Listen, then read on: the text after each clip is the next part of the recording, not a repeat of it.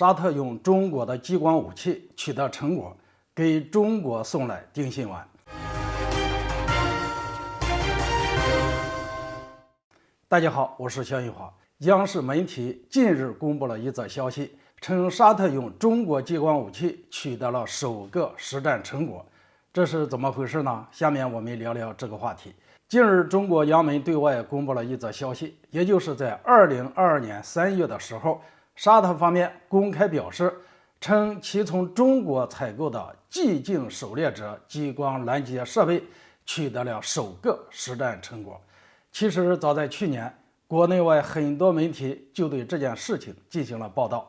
据悉，沙特方面所说的取得实战成果，实则就是利用中国的激光武器，在实战中成功击落了一架无人机。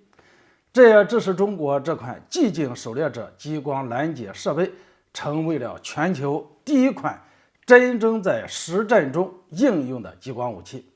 值得一提的是，在沙特公布这一消息的第一时间，曾有观点认为，沙特之所以选择从中国进口寂静狩猎者激光拦截设备，是被美国方面给逼出来的。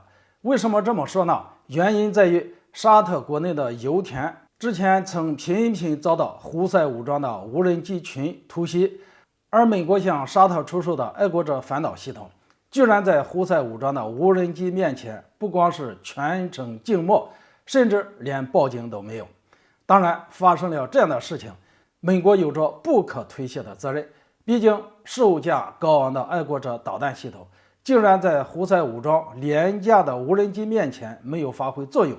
沙特的心里非常清楚，美国拒绝跟沙特共享情报，沙特只好另寻出路，选择从中国采购寂静狩猎者。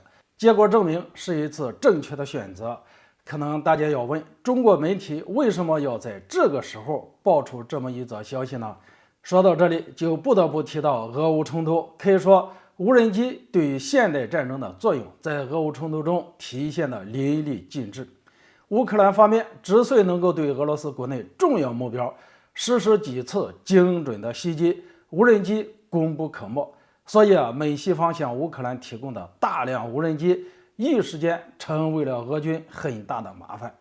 然而，如何应对敌方的无人机袭击，不光是俄罗斯需要面对的问题，同样也是我人民解放军将来需要面对的问题。原因非常简单，自去年开始，美国正不断加快在日本部署自己的无人机部队，似乎在做某种准备。美国提前部署在日本的无人机部队，将来很可能被用来对付中国。那么中国该怎么办呢？或许有人会说，解放军的防空系统不是吃醋的，来多少打多少。但事实证明，防空系统在面对飞行高度很低的无人机，也就是我们所说的低慢小目标，其实很难进行有效的拦截。这也是为什么乌克兰方面利用无人机能够成功袭击身处俄罗斯腹地的重要目标。客观来讲，不光是俄罗斯的防空系统拦截不了，就连美国的爱国者导弹系统也无能为力。